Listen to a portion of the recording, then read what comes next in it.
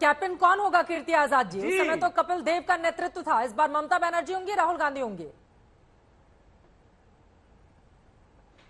सबसे पहली बात तो ये कि भारत की जनता भारतीय जनता पार्टी को हराएगी। कप्तान तो चुन लिया जाएगा, वो एक बार नहीं अनेकों बार कहा गया है। आपको पुनः बता देता हूं, ग्लास को यदि उल्टा करें और पानी डालें तो उसमें नहीं जाता है, तो मैं प्रयास करूंगा कि ग्लास सीधा कर दिया जाए और पानी डालने का प्रयास किया जाए। यह पहले ही तय हो गया था कि पहले भारतीय जनता पार्टी की जो यह तुष्टीकरण की राजनीति है, जो सांप्रदायिक दंगे कराते हैं, जो देश के अंदर किसानों के साथ हाहाकार मचाया हुआ है, जो महंगाई की त्राहिमाम मची हुई है, जो बेरोजगार में घर में बेटा बैठा हुआ अपने बूढ़े माँ बाप की पेंशन खा रहा है, ऐसी सरकार को हटाना है और फिर सभी लोग मिलेंगे और मिल करके आम राय तय करेंगे, साझा करेंगे और फिर वो आ जाएगा। जो बढ़िया रहता है बनिस्पत की एक तानाशाह का नाम आगे आता रहे हो गया है। और आज ही सिलेंडर के दाम घटा दिए गए हैं। उज्ज्वला योजना को फायदा 400 रुपए का मिलेगा और सामान्य लोगों को 200 रुपए मिलेगा। लेकिन प्रेम शुक्ला जी, ये जो महंगाई को कम करने की कोशिशें आपकी सरकार की ओर से की जा रही है, कहा जा रहा है इंडिया गठबंधन की 2 ही बैठकें हुई हैं, उसका ये असर है कि सरकार महंगाई के मोर्चे पर अब बैकफुट पर आकर लोगों को राहत देने की कोशिश कर रही है। जरा सोचिए, मुंबई और उसके आगे जब बैठकें होंगी तो फिर तो डरी हुई है क्या सरकार इंडिया गठबंधन से? कपोल कल्पनाएं करने का हर किसी को, चित्रा जी, कपोल कल्पनाएं करके काल्पनिक बयान देने का अधिकार हर किसी को है। अब ये तो ये भी कह देंगे कि जनधन अकाउंट भी ममता बनर्जी के डर के मारे खोल दिया गया था। ये तो ये भी कह देंगे कि इतने शौचालय जो बने वो राहुल गांधी के डर के मारे बन गया। ये भी कह देंगे कि 11.8 करोड़ लोगों के घर में जो है, जो हर घर नल से जल पहुंचा, बिजली पहुंची, वो सब राहुल गांधी के, ममता बनर्जी के, उद्धव ठाकरे के, शरद पवार के, अखिलेश यादव के डर के मारे हो गया। तो इस तरह के दावे करने का क्या? अभी दंगे की बात कर रहे थे कीर्ति आजाद जी। सत्यनारायण सिन्हा 1989 में बिहार के मुख्यमंत्री थे और भागलपुर के भीषण दंगे हुए। सत्यनारायण सिन्हा ने अपनी जीवनी में लिखा है कि भागवत झा आजाद, जो कीर्ति आजाद जी के पिताश्री थे, उन्होंने दंगे करवाए। तो अब दंगे करवाने का रिकॉर्ड तो कीर्ति भाई आपके पिताजी के नाम पे है, और वो भी कांग्रेस के मुख्यमंत्री सत्यनारायण सिन्हा ने कहा। तो आप सांप्रदायिक दंगे हम पे कह रहे हैं करवाने को?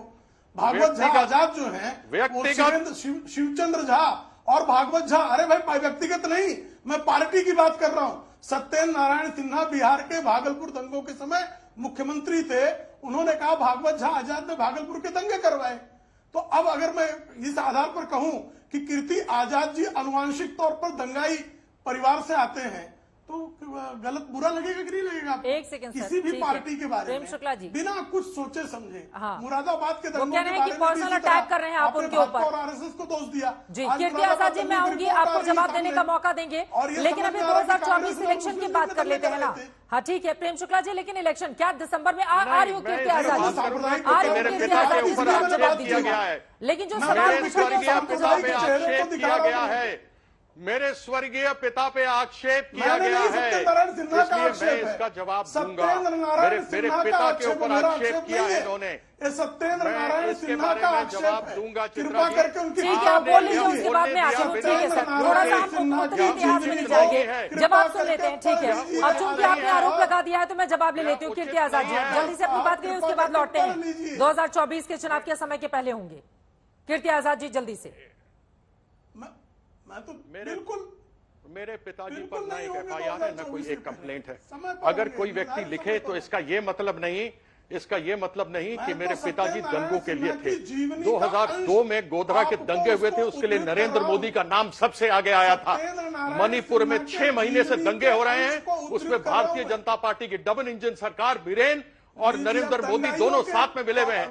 दंगाई सबसे बड़ी ये है। नूह में इन्होंने अभी दंगा करवाया, इन्होंने अभी दोबारा प्रयास की, लेकिन G20 के डर से इन्होंने VHP के उस जुलूस को नहीं निकलने दिया, क्योंकि इसलिए इनको डर था कि अब दूसरी अलग अलग राज्यों से लोग आएंगे और उनके ऊपर हिंदू मुसलमान का केस हो सकता है। इसलिए नूह में इन्होंने VHP की यात्रा नहीं चलने दी। अन्यथा गोधरा के लिए, मणिपुर के लिए, अन्य देश में जो सबसे ज्यादा कहीं दंगे हुए हैं, मध्य प्रदेश के अंदर हुए हैं, महाराष्ट्र में हुए हैं, हरियाणा और गुजरात में हुए हैं, उसके लिए अगर कोई जिम्मेवार है तो नरेंद्र मोदी जिम्मेवार है। और उसी के अंतरकाल में यह सारा गोधरा से शुरू हुआ था।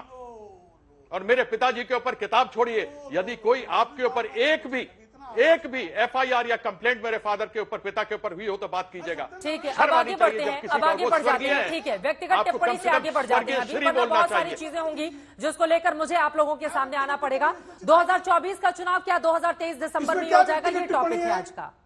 ठीक है, अब छोड़ देते हैं प्रेम शुक्ला जी। प्रेम शुक्ला जी छोड़ देते हैं, हम लोग 2000 पॉलिटिकल डिबेट करने के लिए बैठे हुए हैं। सत्यनारायण सिन्हा मुख्यमंत्री थे, उनकी पुस्तक को मैं पॉलिटिकली डिस्कस कर रहा हूं। वो पूरी पार्टी को सांप्रदायिक कहते हैं। सर, आपने ये बातें 6 बार बोल दी हैं, इस पर उन्होंने जवाब दे दिया है। अब मैं आ जाऊं 2023 के दिसंबर पर। एक सेकंड सर, प्रेम शुक्ला जी, आपने 6 बार बोल दिया है। प्रेम शुक्ला जी 6 बार बोल दिया है, कीर्ति आजाद जी ने जवाब दे दिया है। ये तरीका ठीक नहीं है ना। आज का डिबेट है, क्या दिसंबर में हो जाएंगे आम चुनाव? कीर्ति आजाद और उनके पिता के ऊपर डिबेट नहीं हो रही है। Please Prem Shukla ji, Prem Shukla ji please. अभी हो गया, आपने 6 बार आरोप लगा दिया, उनका जवाब भी हो गया है। इस समय कीर्ति आजाद उनके पिता के ऊपर नहीं, क्या दिसंबर में 2023 में इलेक्शन होंगे, इस बारे में इस वक्त डिबेट चल रही है। जी आपकी आवाज कट रही है, प्लीज आप चेक करवाएं कि प्रेम शुक्ला जी तक आवाज क्यों नहीं जा रही है। नहीं, उन्होंने सांप्रदायिक कहा ना भाजपा को, तो मैं उनके पिताश्री के विकृत सांप्रदायिक चेहरे को बेनकाब करने का अधिकारी। प्रेम शुक्ला जी अब मेरा सवाल उन्होंने शुरू की। प्रेम शुक्ला जी मेरा सवाल सुनिए, मेरे सवाल का जवाब दीजिए। हाँ जी, क्या विपक्षी इंडिया के गठबंधन से आप लोग डर गए हैं? इस वजह से आप लोगों को गैस सिलेंडर के दाम कम करने पड़ रहे हैं और सरकार भीतर ही भीतर तैयारी कर रही है, सीटों को लेकर भी मशक्कत जारी है। ये विपक्षी इंडिया का असर है, बोल रही है ममता बनर्जी और नीतीश कुमार। नहीं, पहले ही मैंने कहा कि अगर इस तरह का तर्क दिया जाए तो जनधन खाते क्या ममता बनर्जी के डर के मारे शुरू हुए? 11.8 करोड़ लोगों को हर घर नल से जल ममता बनर्जी के डर के नाते गया। शौचालय ममता बनर्जी के डर के नाते बने। प्रधानमंत्री आवास योजना में 4 करोड़ लोगों को मकान ममता बनर्जी के डर के मारे मिला। हाँ। आयुष्मान भारत योजना के तहत अगर लोगों को 50 करोड़ लोगों को अगर आयुष्मान का हेल्थ कार्ड मिला तो ममता बनर्जी के डर के मारे मिला। 9.5 करोड़ लोगों को LPG gas connection Mamata Banerjee के डर के कारण मिला। कुछ लोग जो है आत्ममुग्धता की पराकाष्ठा पर बैठे हुए हैं। ठीक है, उनको इस तरह की सुर्खियां बटोरने के लिए बातें करनी पड़ती हैं। हाँ। तो सुर्खियों में आने के लिए जो संघर्षरत लोग हैं वो इस तरह की बातें किया करते हैं। सुरेंद्र राजपूत जी, आप लोगों की ये आत्ममुग्धता है जिसकी वजह से आप लोग इस तरह की बातें, उन्होंने सिलसिलेवार तरीके से तमाम कामकाज गिनाए हैं मोदी सरकार के और उसके आधार पर वो चुनाव में जाएंगे, चुनाव समय पर ही होंगे, उनकी ओर से दावा किया जा रहा है। लेकिन आपने क्रिकेट की बात की, कई बार हमने फील्ड के मैदान में देखा है सुरेंद्र राजपूत जी कि दूसरी टीम पर दबाव बनाने के लिए जरूरत से ज्यादा बयानबाजियां की जाती है ताकि वो दबाव में रहे। कि कहीं वही टैक्टिक्स तो आप लोगों की ओर से नहीं अपनाया जा रहा है चुनाव में, कि बयान देते रहें दबाव बनाने के लिए? मूल रूप से चित्रा जी देखिए, दिक्कत क्या होती है कि जब जब भारतीय जनता पार्टी डरती है तब तब वो जो है इन सब चीजों को आगे करती है, तब तब व्यक्तिगत आक्षेप लगाएगी। अरे भाई, आपका विशेष अधिकार है, आप 200 रुपए कम कीजिए, 400 कम कीजिए, आप सिलेंडर मुफ्त में बांटिए, आपका। लेकिन आप ही कहते थे ना कि मुफ्त की रेवड़ियां हैं।